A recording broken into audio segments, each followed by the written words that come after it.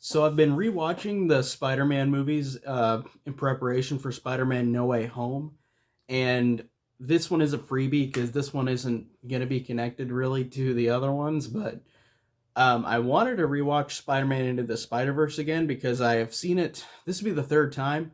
I haven't watched this since 2019, I believe, because I bought this on Black Friday, 2019, and I think I watched it immediately after I bought it. So it's been a couple years since I've watched Spider-Man Into the Spider-Verse, the movie that people say is like the best Spider-Man movie ever, and I completely see why people say this is the best one.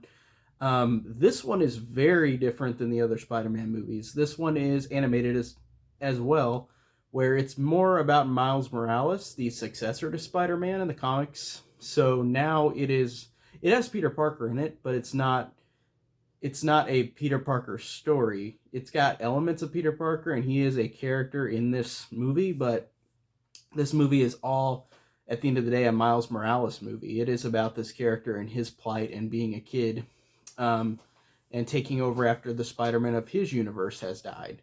But the funny thing is, this movie is pretty topical to rewatch because Spider-Man No Way Home is dealing with the multiverses, and this movie is about the multiverses, but just in animated form. So I thought that was good timing. Also to rewatch this. The thing I really, really loved, first off, animation is incredibly gorgeous. Like, I truly love the animation in this.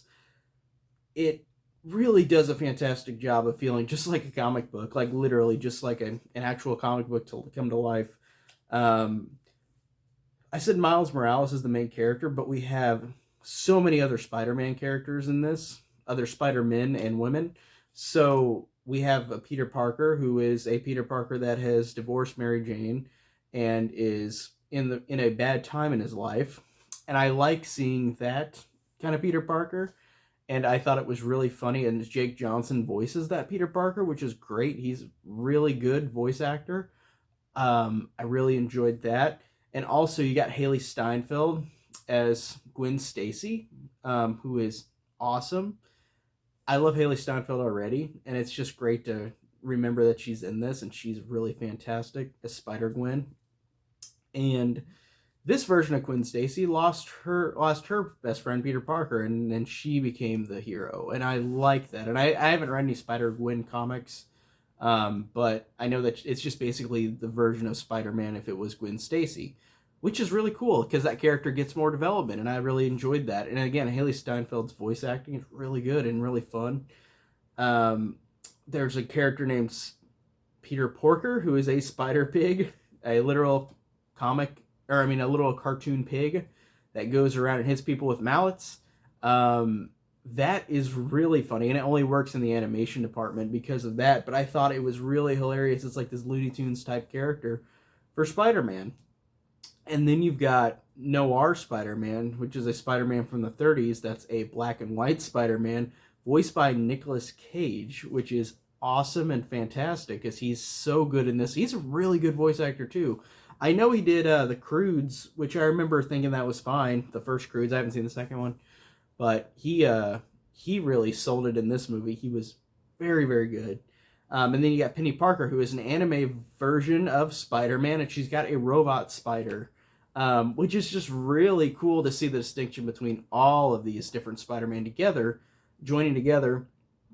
And also, they have other characters in this show, in the movie, that are from other versions of Spider-Man. Not the Spider-Man character, not the Spider-Mans, but the characters like Aunt May. This time played by Lily Tomlin, who's an old Aunt May, but she is pretty spry and pretty funny. And then you got Catherine Hahn, who I love as Olivia Octavius, so a female version of Otto Octavius, I guess. Really funny, really great. And then you got Uncle Aaron, that's the name of the character I couldn't name in the Spider-Man Homecoming review. I knew it was just Miles Morales' uncle, but Donald Glover played him in that movie. But in this movie, I don't remember who voiced. It might have been Brian Tyree Henry, because it showed him in the credits. I think that's who voiced Aaron in this, and Aaron is a villain as well. And this one has a lot of villains, and also Liev Schreiber as Kingpin. We never see Kingpin together with Spider-Man in film form, so finally get to see it in animated form, which is cool. And I think eventually we'll get there in live action because recently they just said that the guy who played Daredevil, Charlie Cox, is going to be Daredevil in this universe still. We just don't know when we'll see him again. So I like that they will, of course, probably get back Wilson Fisk, which would be awesome. Having Vincent D'Onofrio back, that would be fantastic. But we at least get this animated form of it. And I love how all these characters go through all this love, all this loss, and that's what Spider-Man is. Spider-Man is a character that goes through so much loss, and it's 5 different Spider-Mans now, 6 different Spider-Mans that go through loss together, and the idea of 5 or 6 Spider-Mans joining together and fighting together was really badass and really cool, and I really, really dug that, and I just felt like this movie, just stylistically, really, really sold me, but also, like I said, the beautiful moments of the characters, the action sequences, the animation is incredible.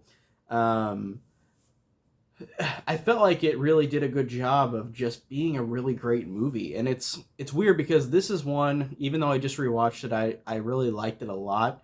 It's not gonna be one I'm gonna rewatch much, I'm thinking, but I prefer the live action ones if I'm gonna rewatch the Spider-Man movies. But in all fairness, this is one of the best made ones. It is great.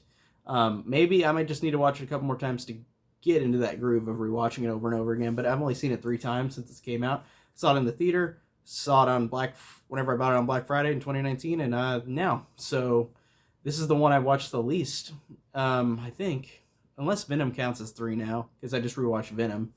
But anyways, this one I watched not that much, so maybe rewatching it more might give me more of a like to rewatch it, even though I think it's a great movie. But yeah, pretty quick review. There's not much I could say about this one, and this one isn't really going to be connected, I'm assuming, into the Spider-Man No Way Home film, but we'll see. Maybe it could in some way connect. But what do you guys think of Spider-Man Into the Spider-Verse? Tell me down below. And I gotta go. I'll see you guys later. Take care.